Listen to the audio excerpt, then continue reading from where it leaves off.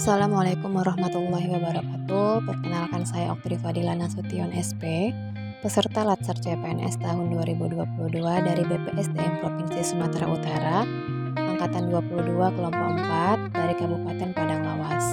Kali ini saya akan membahas isu dan masalah dengan pengampu materi Bapak Dr. Randus Muhammad Kahfi MSI.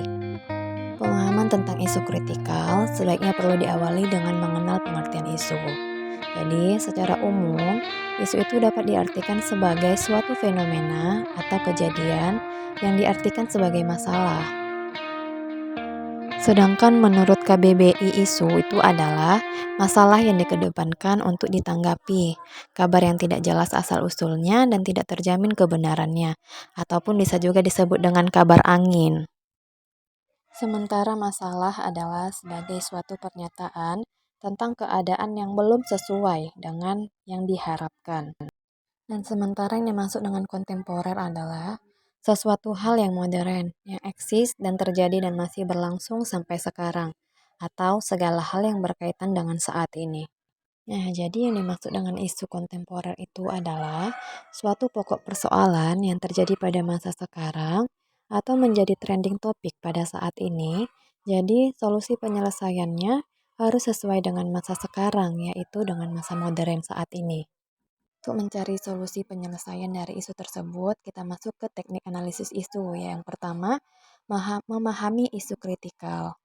Jadi, kita harus tahu dulu fenomena atau kejadian itu dikatakan atau dianalisis tergolong ke dalam isu kritikal atau tidak.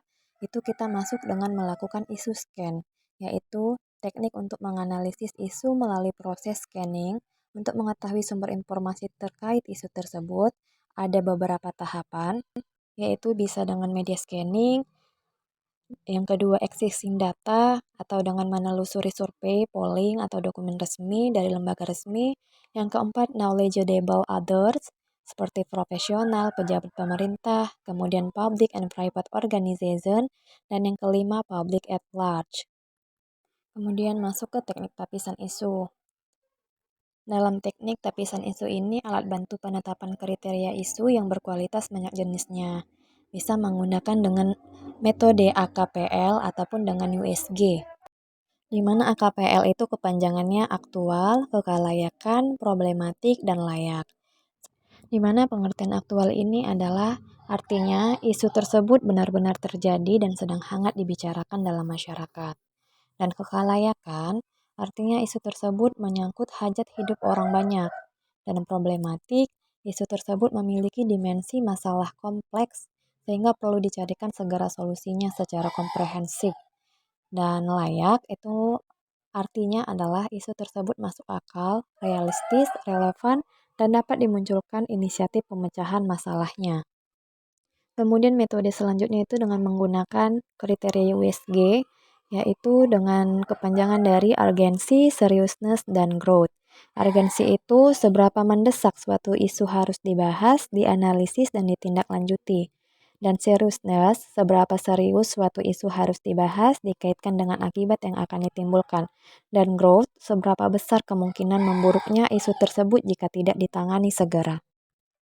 Dari sejumlah isu yang dianalisis dengan teknik tapisan tersebut, yaitu dengan dua metode tadi, yang APKL dengan USG, selanjutnya dilakukan analisis secara mendalam isu yang telah memenuhi kriteria dari AKPL atau USG atau teknik tapisan lainnya dengan menggunakan alat bantu dengan teknik berpikir kritis.